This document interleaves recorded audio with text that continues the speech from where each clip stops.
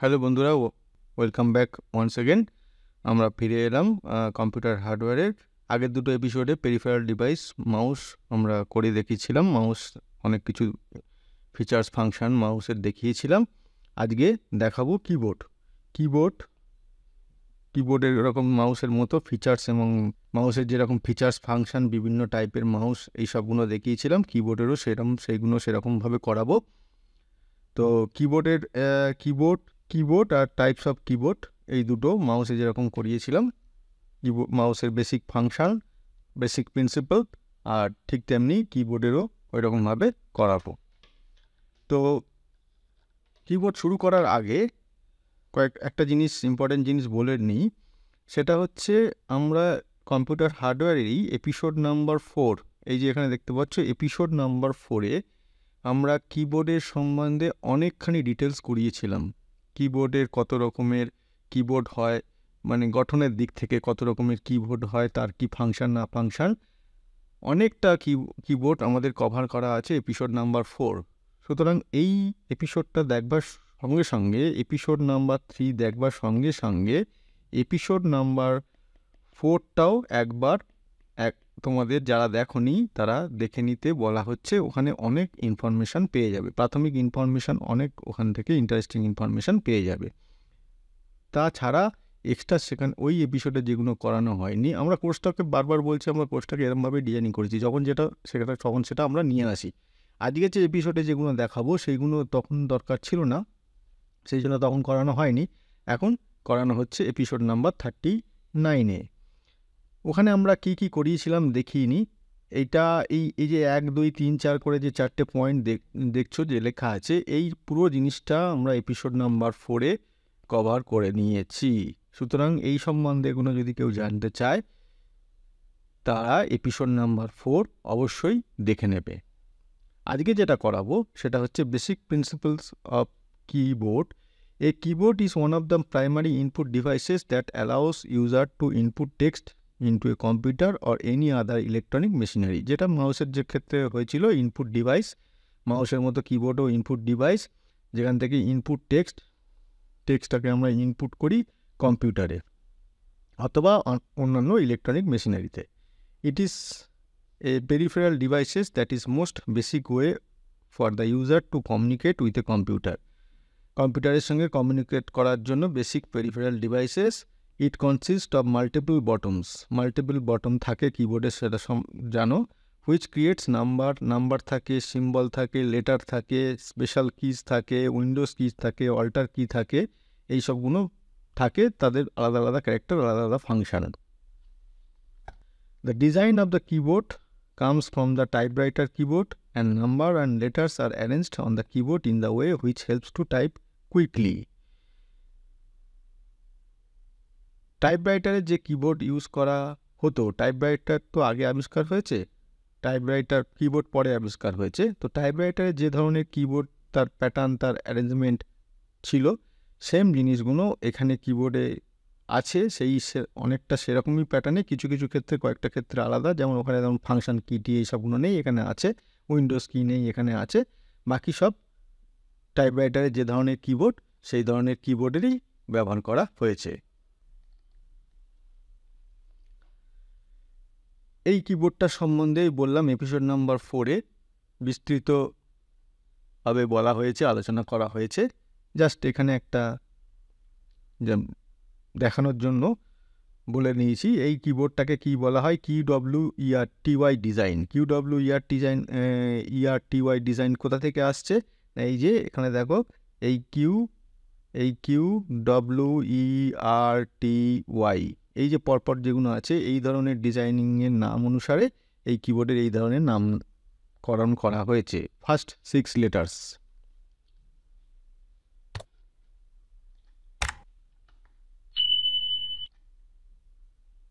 এবারে আমরা চলে আসবো কিবোর্ড সম্বন্ধে, আর কিছু সেরকম নেই কিবোর্ড। এবার আমরা চলে আসবো টাইপস অফ কিবোর্ড। মাউসের মতো কিবোর্ডেও ওরকম কিজ থাকে, ভেতরে একটা সার্কিট বোর্ড থাকে, তার থাকে, এইসবগুলো থাকে, আর ডিফারেন্ট কিজ। টাইপস অফ কিবোর্ডের মধ্যে প্রথম যেটা করব সেটা হচ্ছে ফ্লেক্সিবল কিবোর্ড। ফ্লেক্সিবল কিবোর্ড কি? It is a type of keyboard that is made of soft silicon, এখানটা খুব ভালো করে দেখবে, soft silicon with highly portable, soft silicon দিয়ে তৈরি এবং হাইলি পোর্টেবল। হাইলি পোর্টেবল মানে যেখানে খুশি যখন যেরকম যেরকম করে খুশি নিয়ে যাওয়া যায়, বহন করে নিয়ে যাওয়া যায়। It is water and dust resistance, এবং জল এবং ধুলোবালি নিরোধক, মানে এটা জল এবং ধুলোবালি লাগলে এই কিবোর্ডে কিছু হবে না, সেরকমভাবেই তৈরি, এবং does not require constant cleaning. এবং আমরা নর্মাল কিবোর্ডে যেমন ধুলোবালি পরে ফাঁকে ফাঁকে, কিবোর্ডের ফাঁকে কিসের ফাঁকে ধুলো ঢুকে যায়, সেগুলো পরিষ্কার করতে হয়, এগুলো সেরকম প্রয়োজন পড়ে না।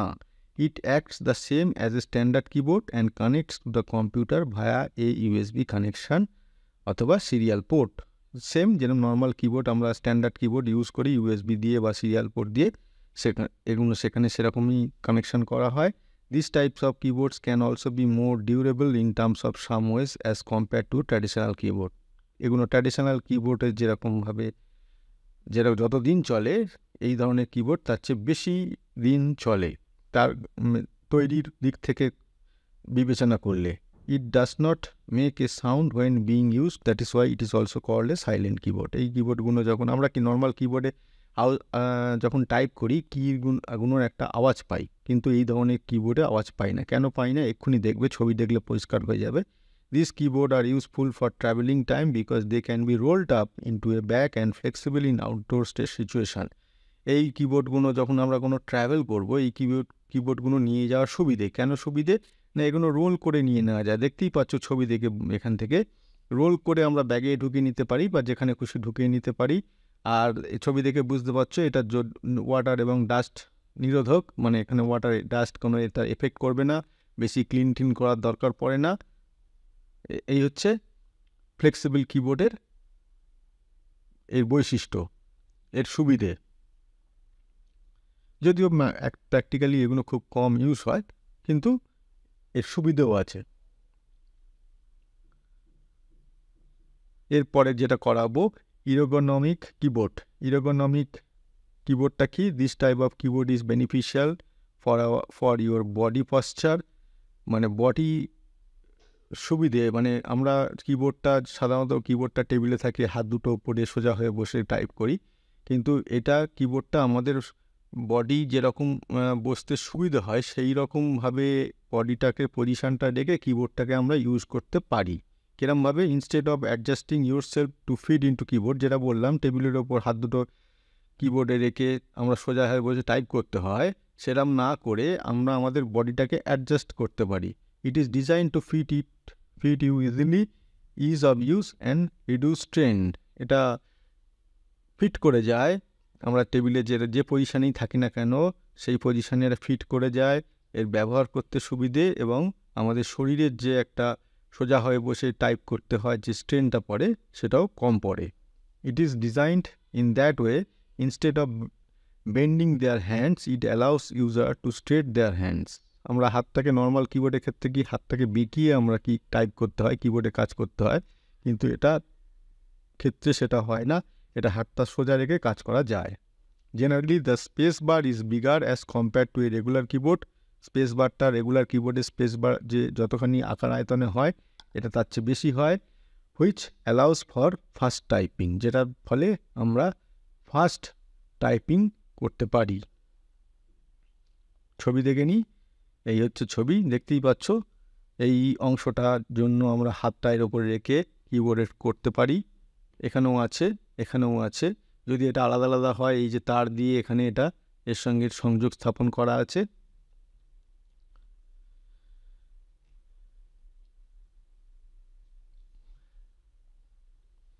Wireless keyboard. It is a computer keyboard that is connected to a computer's laptop or tablets without any cables. মাউসের মতো, মাউস যেমন ওয়্যারলেস ছিল, কিবোর্ডও সেম। মাউস যেমন কী ইউজ করতো, রেডিও ফ্রিকোয়েন্সি ইউজ করতো, ইনফ্রারেড ইউজ করতো, ব্লুটুথ টেকনোলজি ইউজ করতো, এখানেও ঠিক সেম।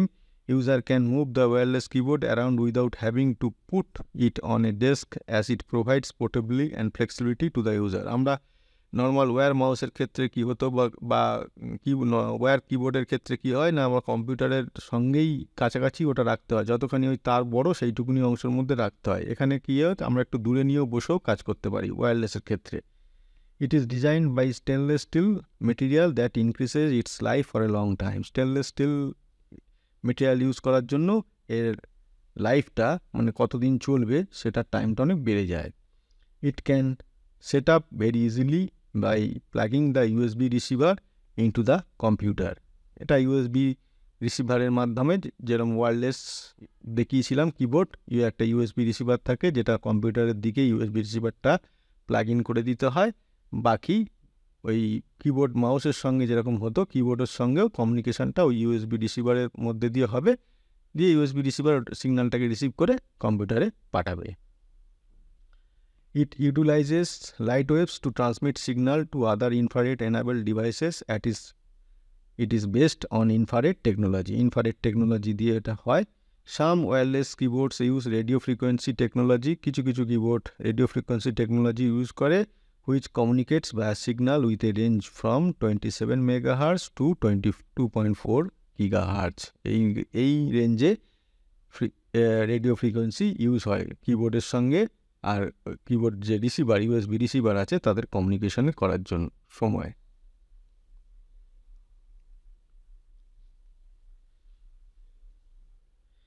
এরপরে আসবো mechanical keyboard.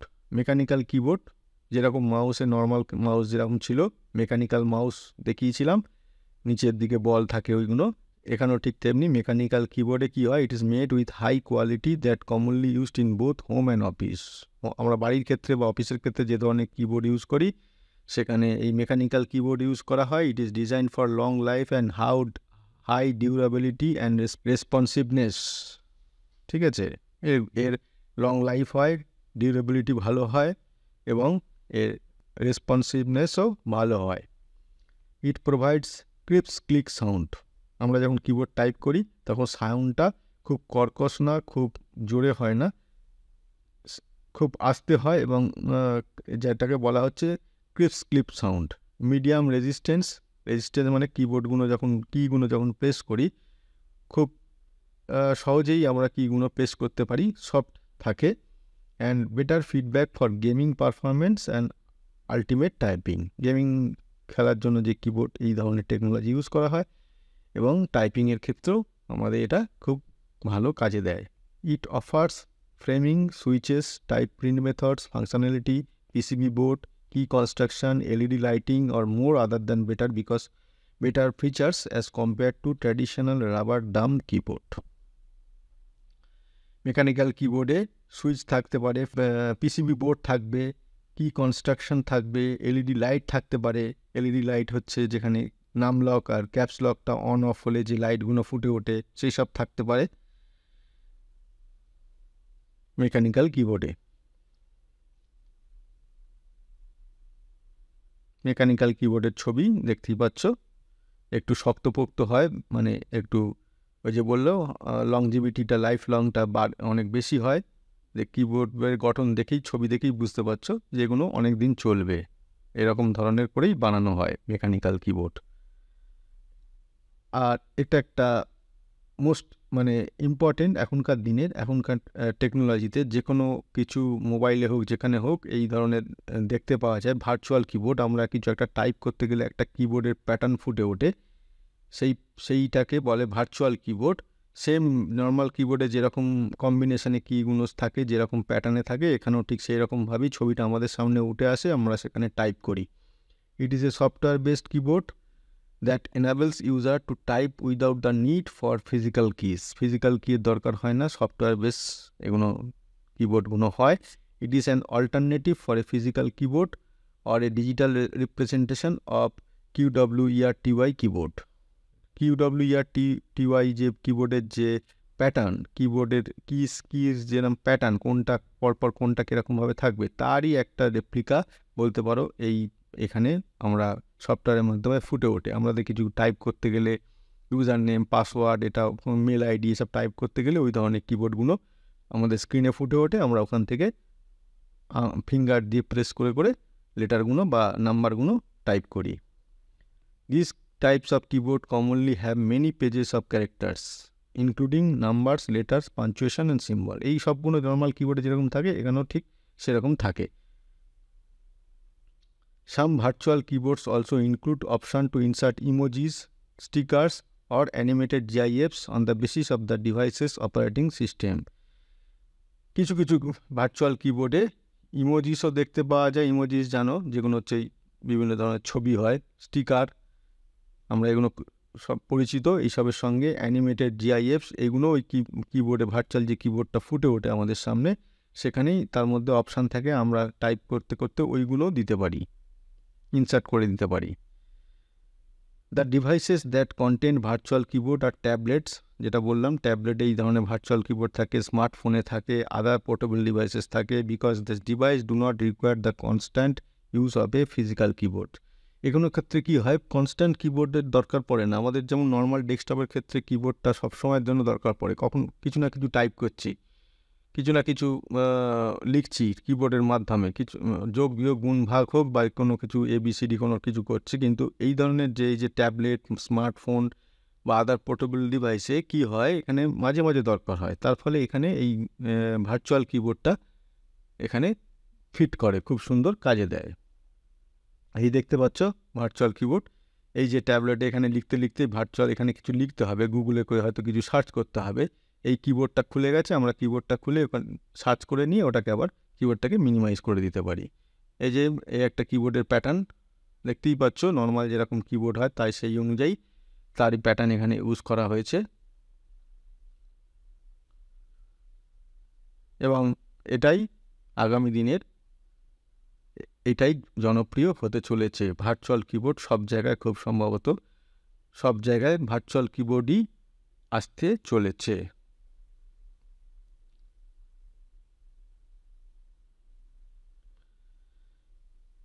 Gboard. Google's created a virtual keyboard for Android and iOS that includes features like GIFs, customizable themes and translation capabilities. Google এটার এই ধরনের কিবোর্ডের ক্ষেত্রে গুগলের আবিষ্কর্তা। আর ওএসকে বলে একটা আছে, it stands for an onscreen keyboard. Onscreen keyboard, it is commonly found in Microsoft Windows. Microsoft উইন্ডোজে যে প্যাটার্নটা, যে কী ধরনের কিবোর্ড আছে তাকে বলা হয় OSK keyboard, full form onscreen keyboard. এটা মাইক্রোসফট। তাহলে গুগলের একটা হলো অ্যান্ড্রয়েড আর আইওসের ক্ষেত্রে, আর মাইক্রোসফটের উইন্ডোজের ক্ষেত্রে একটা হলো। আরেকটা আসবো প্রজেকশন কিবোর্ড। প্রজেকশন কিবোর্ড কি? It is A form of computer input device that can be connected via Bluetooth to the mini PC, tablet computer or even smartphone. তাহলে ব্লুটুথ অথবা দিয়ে কানেক্টেড হয়, কম্পিউটার হোক, ট্যাবলেট কম্পিউটার হোক, স্মার্টফোনে হোক। In projection keyboard the image of a virtual keyboard is projected অনটু A surface. Virtual keyboard যেটা আগে দেখলাম সেইটারই একটা ইমেজ সারফেসে নিয়ে আসা হয়, প্রজেক্ট করা হয়। The device records the corresponding keystroke when a user touches any key from the shown keyboard on the surface. সারফেসে যে কিবোর্ডটা শো করা হয়েছে সেখানে ইউজার যখন যে কিবোর্ডটা প্রেস করবে সেইটাই ওখানে প্রজেক্টেড হয়ে সেটা ওখানে কাজ করবে স্ক্রিনে। Some devices are connected by a Bluetooth device such as tablet, smartphone, mini PC, Android, Windows operating system or iOS, etc. এই ধরনের কি প্রজেকশন কিবোর্ড এই ধরনের ক্ষেত্রে কাজ করে। এই হচ্ছে প্রজেকশন কিবোর্ড। এই যে দেখতে পাচ্ছ এইটা, এটা তো আমি এখানে যেরকমভাবে এখানে যেরকমভাবে টাইপ করব, এখানেও ঠিক সেরকমভাবে ওইটা কাজ করবে। এটা ব্লুটুথের মাধ্যমে কানেকশন হয়, এই ঠিক সেমনি এটার সঙ্গে এটা।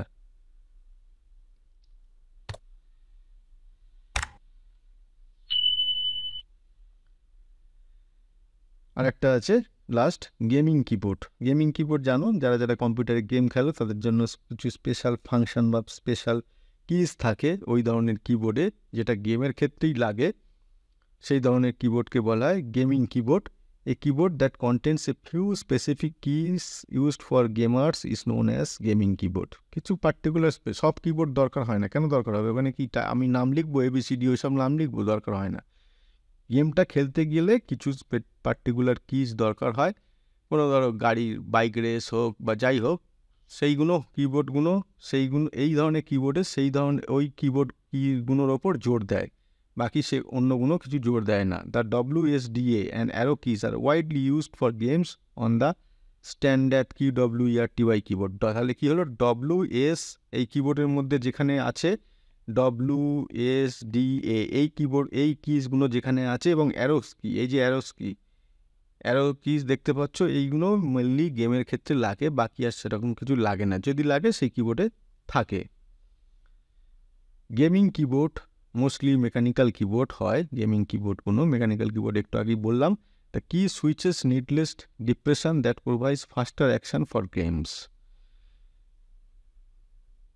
গেমের ক্ষেত্রে এই ধরনের কিবোর্ডগুলো যেগুলো মেকানিক্যাল কিবোর্ডে কী হয়, খুব তাড়াতাড়ি, মনে করো একটা বাইক রেস হচ্ছে, বাইক রেসের ক্ষেত্রে মেকানিক্যাল কিবোর্ডের এই যে প্যাটার্নটা যদি আমরা ইউজ করি, এই কিবোর্ডগুলো ইউজ করি, তাহলে কি হয়, ওই গেমের রেসপন্সিভনেস, বা মনে করো একটা ফুটবল ম্যাচ হচ্ছে বা একটা ক্রিকেট ম্যাচ হচ্ছে, আমাকে তো কোনো কিজ প্রেস করে ফুটবলটাকে, কোনো একটা প্লেয়ার ফুটবলটাকে কিক করছে বা কোনো একটা ব্যাটসম্যান বলটাকে মারছে, এগুলো করতে হবে কোনো একটা কিজ প্রেস করে। এই ধরনের কিবোর্ডের ক্ষেত্রে ওই কিজগুলোর রেসপন্সিভনেসটা খুব তাড়াতাড়ি হয়, খুব কুইক হয়, মানে দেরিটা কম হয় আর কি। তার ফলে গেমের পারফরমেন্সটা অনেক বেশি স্মুথ লাগে।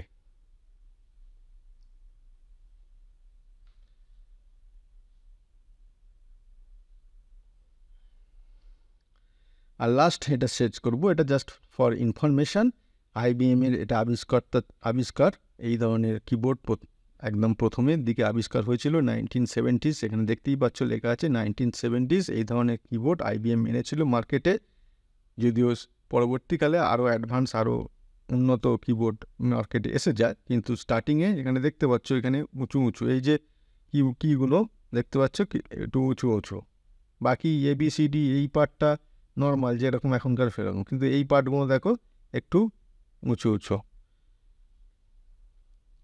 এটা জাস্ট ইনফরমেশনের জন্য তোমাদের এখানে দেখিয়েছি, আদারওয়াইজ বাকি যা ওপরে যেগুলো করালাম সেইগুলোই কিবোর্ড সম্বন্ধে যথেষ্ট। আর আবার বলছি, এপিসোড নম্বর 4 অবশ্যই দেখে নেবে কিবোর্ড সম্বন্ধে, ওখানে আরও অনেক বেশি ইনফরমেশান পাবে যেগুলো এখানে নেই, আবার এইগুলো ইনফরমেশানগুলো ওখানে ছিল না।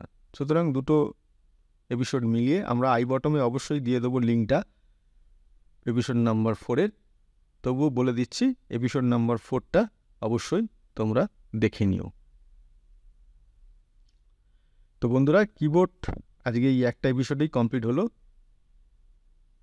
কিবোর্ড নিয়ে আর বিশেষ কিছু সেরকম নেই, এখন তো সব ইউজ অ্যান্ড থ্রো হয়ে গেছে। রিপেয়ারিংয়েরও আগে যেমন রিপেয়ারিং হতো কিছু বছর আগে পর্যন্ত, এখন রিপেয়ারিংও সেরকম হয় না, খারাপ হয়ে গেল, এত দাম কমে গেছে, অত আর রিপেয়ার করার কেউ ধৈর্য দেখায় না, খারাপ হয়ে গেছে নতুন কিনে লাগিয়ে নিতে হয়। সুতরাং কিবোর্ড সম্বন্ধে এইটুকুনি জেনে রাখলেই হবে, আর বিশেষ কিছু জানার নেই।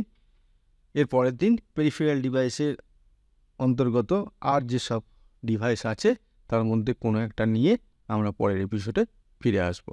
তো আজকে এই পর্যন্ত বন্ধুরা, থ্যাংক ইউ।